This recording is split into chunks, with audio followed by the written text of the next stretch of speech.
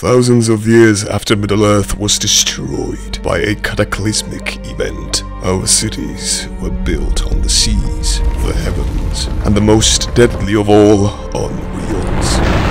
After the destruction of Erebor, we met with the inhabitants of Lake Town, who built their houses on giant wheels to flee from the most devastating and deadly city of all, Minas Tirith, known today as Mortal Tirith. Dark times are ahead. We must unite. We must fight, all of us, and we could win. But only if you follow